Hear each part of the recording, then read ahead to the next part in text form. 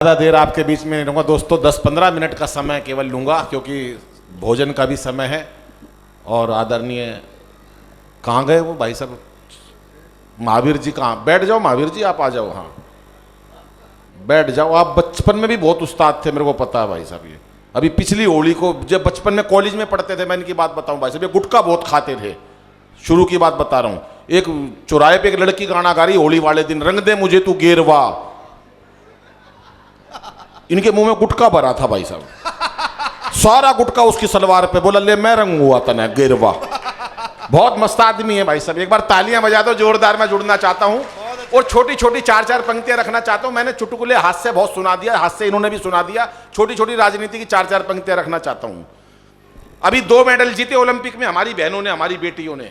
जिस दिन 2 ओलंपिक जीते बेटियों ने, ओलंपिक में हमारी इज्जत रखी हमारी बहनों ने, हमारी बेटियों ने। वो लाई वहां से पदक, आज भी नहीं लाए लोहे का सरिया तक। जो लाई लुगाई लाई वहां से भाई साहब। उसी दिन केजरीवाल साहब ने दिल्ली में एक बयान दिया, मैं भी बचपन से लड़की बनना चाहता था, मुझे मोदी जी ने रोक लिया।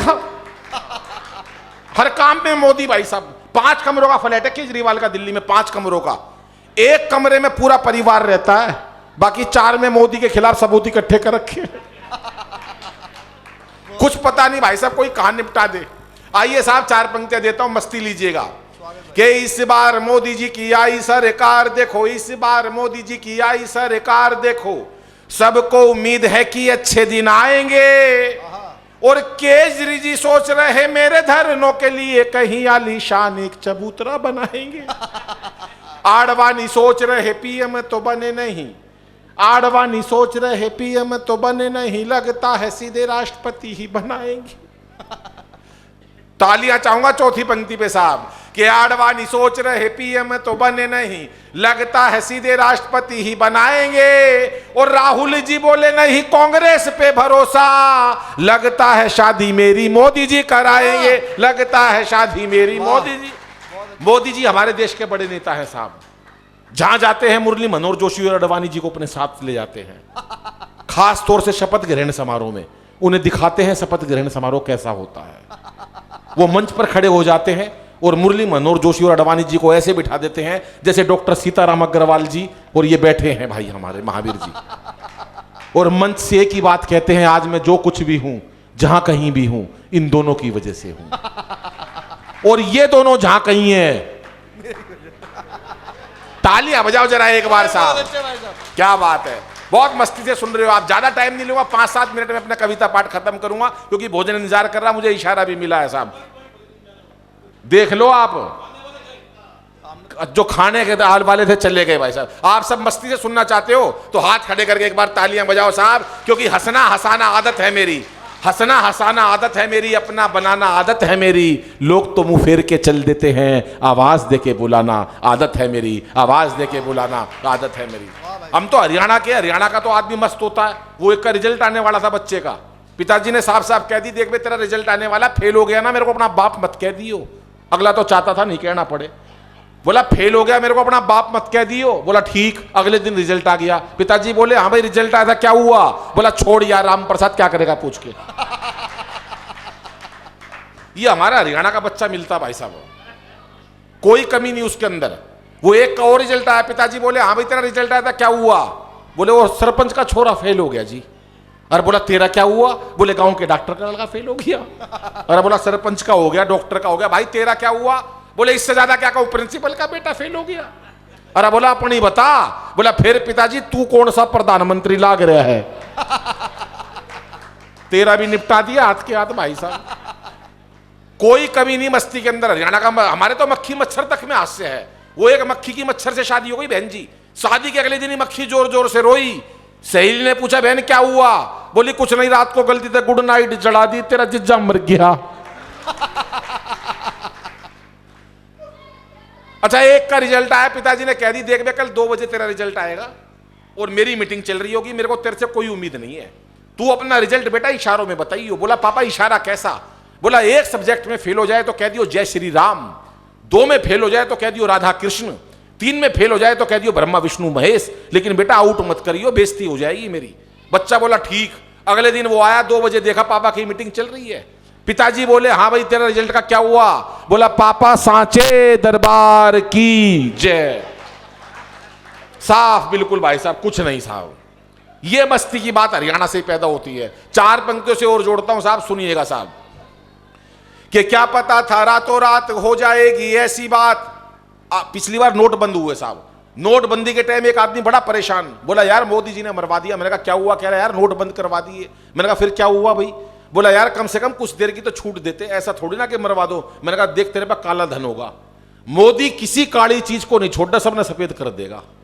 बोले तू कैसे कह सकता है? मैंने कहा देख अमेरिका का राष्ट्रपति काला था। ताली नहीं बजाई भाई साहब आपने, ताली के भी मैं बता देता हूं भाई साहब। वो निर्मल बाबा का नाम सुना? निर्मल बाबा का, निर्मल बाबा समोसे खाए थे, कौन सी चटनी से खाए थे? लाल से खाए थे, हरी से खाए थे? बाबा लाल से खाए थे। ओहो, हरी से खाने थे, कृपा वहीं अटकी पड़ी है। वो एक चला गया निर्मल बाबा के दरबार में, बोला पत्नी घर से भाग गई, बच्चे परीक्षा में फेल हो गए, काम धंधा चौपट हो गया, बाबा समझ में नहीं आ रहा क्या करूं। बोले कवि सम्मेलन में गए थे गोकुलम वाले में? बोले गए थे। अंतरराष्ट्रीय हास्य कवि अनिल अग्रवंशी को सुना था? बोले सुना था। ताली बजाई थी? तो बोला बाबा ताली तो नहीं बजाई, बस बोला कृपा वहीं अटकी पड़ी है साहब। मैंने कही उससे, मैंने कहा भाई मोदी किसी काली चीज को नहीं छोड़ेगा, सबको सफेद कर देगा। बोले अच्छा, लेकिन मोदी जी मिल गए तो 4 पंक्ति कहना चाहता हूं, सुनिएगा साहब। 4 पंक्ति क्या कहते हैं मोदी जी मिल जाते तो? कि क्या पता था रातों रात हो जाएगी ऐसी बात, एक फरमान से ही सड़क पे ला दोगे, और हमें क्या पता थी ऐसी कड़क बनेगी चाय, एक घूंट में ही सारी जीभ को जला दोगे। कि जियो मेरे लाल की आशीषी अंबानी के लिए, जियो मेरे लाल की आशीषी अंबानी के लिए, बाकियों को चाय वाली केतली थमा दोगे, और आपने लुगाई छोड़ी, देश का कसूर क्या है, लगता है धीरे धीरे सबकी छुड़ा दोगे, लगता है धीरे धीरे सब। ये काम होगा एक दिन, देख लेना भाई साहब। हर नेता बयान देता है, हर नेता कभी भी आप देख लेना, नेता चुनाव से पहले एक बयान देता है और चुनाव के बाद भी बयान देता है। अभी मोदी जी ने बयान दिया, ना खाऊंगा ना खाने दूंगा। ये बात समझ में आ गई विजय माल्या के, ये बात समझ गया नीरव मोदी के, कि ना खाएगा ना खाने देगा। तो इसका मतलब एक काम करो, पैक करवा लो और पैक करवा के भाई साहब सारा ले जाओ। मोदी जी ने बयान दिया ना खाऊंगा ना खाने दूंगा, अगले दिन भाई साहब एक और स्टेटमेंट दी, घर घर में शौचालय बनवा दूंगा। मैंने कहा जब कोई नहीं खाएगा तो मोदी जी ये बताओ फिर वो कहां जाएगा? यहां की तालियां कुछ कम बज रही है भाई साहब महिलाओं की। कि सत्ता को संभालते ही मोदी ने ऐलान किया, खुद नहीं खाऊंगा और खाने नहीं दूंगा मैं। और अखिलेश बोले अब जिंदगी में पप्पू जी को अपनी साइकिल चलाने नहीं दूंगा मैं। जेटली जी बोले नई नीतियां बना के रोज, जेटली जी बोले नई नीतियां बना के रोज, व्यापारी को रुपया कमाने नहीं दूंगा मैं। बहुत अच्छे। अभी मैं हवाई जहाज से आ रहा भाई साहब, एक औरत के बच्चे ने सिक्के निकल लिए, औरत परेशान हो गई, कह रही सिक्के निकल लिए कोई बचाओ। एक आदमी आया भाई साहब, उसने ठोक पीट के सारे सिक्के निकाल दिए। महिला बोली धन्यवाद, आप डॉक्टर हैं क्या? बोला नहीं, मेरा नाम अरुण जेटली है, पैसा निकालना मुझे आता है। बहुत अच्छे भाई। कि जेटली जी बोले नई नीतियां बना के रोज, व्यापारी को रुपया कमाने नहीं दूंगा मैं। और योगी जी ये बोले उत्तर प्रदेश, और योगी जी ये बोले मेरा नारी से क्या लेना देना, खुद ना पटाई और पटाने नहीं दूंगा मैं, खुद ना पटाई और पटाने नहीं दूं। 4 लोगों को बुलाया गया साहब राष्ट्रपति चुनाव के बाद। बोले पाकिस्तान बहुत बड़ी समस्या है, इसको निपटाना है। बोले कौन निपटाएगा? बोला एक तो बाबा रामदेव निपटा देंगे। अरे बोला बाबा रामदेव कैसे निपटाएंगे? बोले उसने बड़े बड़े उद्योगपति निपटा दिए, पाकिस्तान को तो 2 मिनट में निपटा देंगे। बोले और कौन निपटा सकता है? बोले केजरीवाल साहब को बुला लो, वो भी निपटा देंगे। अरे बोला केजरीवाल कैसे निपटाएगा? केजरीवाल निपटा ही नहीं सकता। बोला निपटाएगा नहीं तो कम से कम दुखी जरूर कर देगा पाकिस्तान को। बोले तीसरा, बोला तीसरा मोदी जी को बुला लो, अंतरराष्ट्रीय स्तर पर पहचान धूम मचा रखी है, मोदी जी भी निपटा देंगे। और भाई साहब तीनों लोगों को बुलाने के बाद फिर चौथा बंदा ढूंढा, और आपको अच्छा लगे कि किसको बुलाया था तो आपकी ताली चाहूंगा।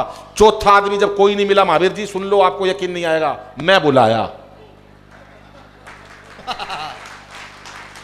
ये जिन लोगों ने ताली बजाई है उनको खुशी हुई है, जिन्होंने नहीं बजाई वो मेरे से जलते हैं क्योंकि उनको कभी केजरीवाल ने भी नहीं बुलाया। चारों को बुलाया और बोले भाई साहब पाकिस्तान को निपटाना कैसे निपटाओगे। चारों ने अपने अपने अंदाज में बताया पाकिस्तान को कैसे निपटाएंगे। हास्य की बात है, हास्य कहां से निकाला सुनिएगा साहब कि रामदेव बोले यदि अपनी पे आ गया तो, रामदेव बोले यदि अपनी पे आ गया तो, रामदेव बोले यदि अपनी पे आ गया तो पेट की तरह तुझे घुमा के मार डालूंगा। रामदेव का अपना अंदाज है साहब। रामदेव बोले यदि अपनी, अभी एक मेरा दोस्त मेरे पर रोते हुए आया, मेरे से कह रहा यार मर गया, मैं तो दुखी हो गया। मैंने कहा क्या हुआ यार? बोला यार दादाजी गुजर गए। अरे मैंने कहा दादाजी गुजर गए? दादाजी कैसे गुजर गए यार? बोला दादाजी मर गए। मैंने कहा यार इसमें रोने की क्या बात है यार, बड़ी उम्र हो गई होगी उनकी। बोला नहीं यार बाबा रामदेव ने मरवा दिया। मैं बोला तेरा दादा रामदेव ने कैसे मरवा दिया यार? बोले यार टीवी के सामने योग सीख रहे थे सुबह 4 बजे। बाबा बोला जैसे जैसे कहूं वैसे वैसे करते जाना। दादा मेरे भोले भाले। बाबा बोला सांस खींचो। दादाजी ने खींच ली। बाबा बोला और खींचो। दादाजी ने पेट तक खींच ली। थोड़ी देर में लाइट चली गई। बहुत अच्छे भाई साहब। इतनी देर में भगवान ने मेरा दादाजी खींच लिया। 5 मिनट बाद लाइट आई साहब। लाइट आने पर बाबा रामदेव अभी भी एक बात कह रहे थे कि इस प्रकार से तमाम रोगों का निवारण किया जाता है। कि रामदेव बोले यदि अपनी पे आ गया तो पेट की तरह तुझे घुमा के मार डालूंगा। और केजू बोले केजरीवाल, और केजू बोले अपने ही मफलर से तेरा मैं घोट दूंगा गला और दबा के मार डालूंगा। मैंने कहा भूल के भी मुझसे उलझियो ना, मैंने कहा भूल के भी मुझसे उलझियो ना, लंबी लंबी कविता सुना के मार डालूंगा। कि मैंने कहा भूल के भी मुझसे उलझियो ना, लंबी लंबी कविता सुना के मार डालूंगा। और मोदी बोले 56 इंची सीने की कसम मुझे 56 तेरे टुकड़े बना के मार डालूंगा। 56 तेरे टुकड़े बना के मार डालूंगा। 56 तेरे। और अंत में एक कविता सुनाकर अपना स्थान लेता हूं साहब। एक कविता मैं आपको सुनाता हूं, मस्ती की कविता, उस नंबरों वाली कविता सुना देता हूं। सुनिए आपने, मस्ती की एक कविता सुनाता हूं साहब, आज बच्चों को टेंशन बहुत है। दूसरी सुना दूं, एक दूसरी कविता मैं आपको सुनाता हूं, बिल्कुल नई कविता है, प्रेरणा की कविता है दोस्तों। यह कविता आपके इर्द गिर्द से गुजरेगी और आपको लगेगा शायद यार ये ऐसा कहीं होता है। हम हर देश के अंदर आजकल जो दहेज की प्रथा चल रही है, आज दहेज की जो बात चल रही है, उसके ऊपर एक व्यंग की कविता है। मैं वो कविता 3 मिनट की कविता सुनाकर अपना स्थान लेता हूं। आप सुनिएगा साहब कविता का मर्म। स्वागत भैया। कि रिश्ता तय होते ही, बहन जी सुनिएगा, बहुत आनंद वाली कविता है, 3 मिनट की कविता, लेकिन आपको लगेगा कि आपने कहीं ये सीन जरूर देखा होगा जिंदगी में।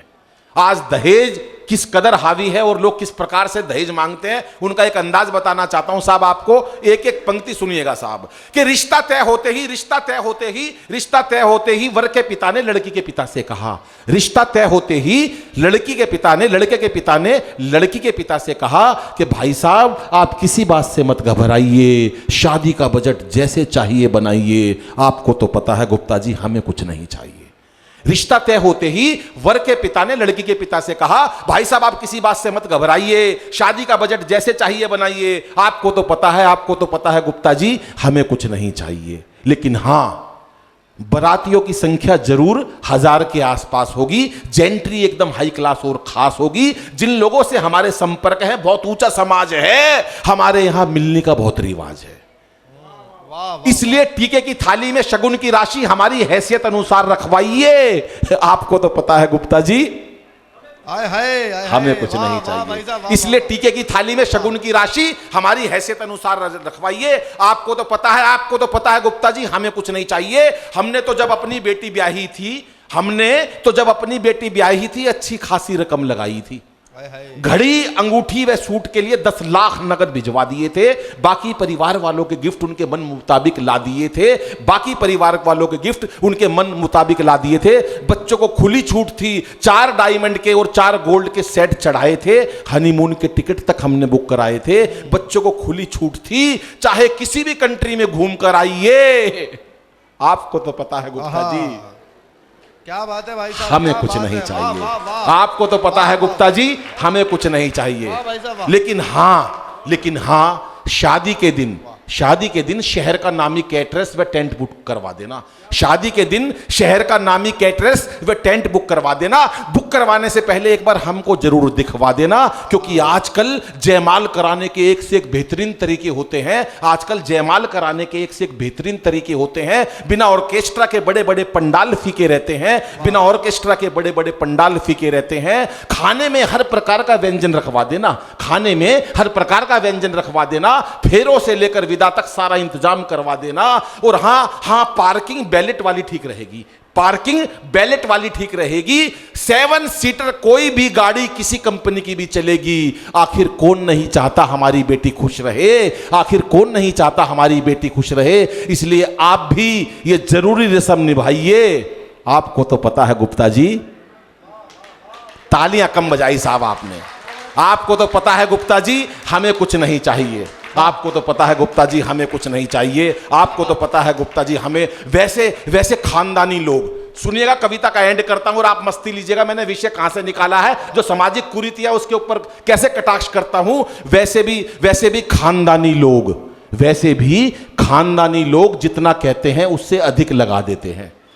वैसे भी खानदानी लोग तो जितना कहो उससे अधिक लगा देते हैं। कुछ तो इतने भले होते हैं जो बाद में एफडी तक करा देते हैं। हाय हाय, क्या जो बात कुछ है। तो इतने भले होते हैं जो बाद में एफडी तक करा देते हैं। आखिर रिश्तेदार ही तो रिश्तेदार का सहारा है, आखिर रिश्तेदार ही तो रिश्तेदार का सहारा है। जो आज तुम्हारा है कल हमारा है, आहा, जो आज तुम्हारा है कल हमारा है। इसलिए दिल पर किसी प्रकार का बोझ मत लाइए, इसलिए दिल पर किसी प्रकार का बोझ मत लाइए। अब बार बार आपसे क्या कहूं गुप्ता जी, हमें कुछ नहीं वाह। चाहिए। हमें शानदार भाई साहब। अनायास ही चुप्पी तोड़ते हुए कविता का अंत करता हूं और आपको एक प्रेरणा देता हूं। अनायास ही चुप्पी तोड़ते हुए लड़की के पिता ने कहा कि मुझे गुप्ता जी, अनायास ही चुप्पी तोड़ते हुए लड़की के पिता ने कहा कि भाई साहब, यूं अपनेपन की बातें करके हमें और मत रुलाइए।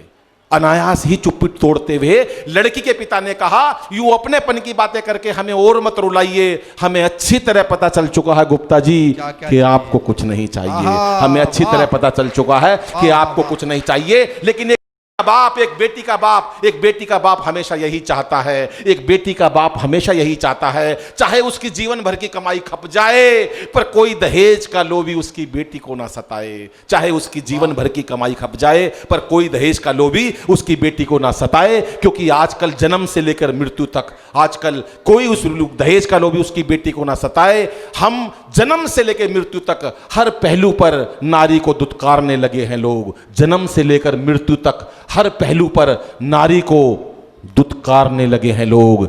इसीलिए तो बेटियों को गर्भ में मारने लगे हैं लोग। इसीलिए तो बेटियों को, आइए मित्रों, आइए दोस्तों, आइए मित्रों, बेटी बचाएं, उन्हें खूब पढ़ाएं, ऊंची शिक्षा दिलाएं, उनको इस लायक बनाइए ताकि कोई दहेज का लोभी सब कुछ मांग कर भी ये ना कह सके कि गुप्ता जी आपको तो पता है हमें कुछ नहीं चाहिए, हमें कुछ नहीं चाहिए। धन्यवाद, नमस्कार, जय हिंद दोस्तों। और इतना ही कहूंगा कि सितारों को आंखों में महफूज रखना, बहुत दूर तक रात ही रात होगी। मुसाफिर हो तुम भी, मुसाफिर हैं हम भी, फिर इसी मोड़ पर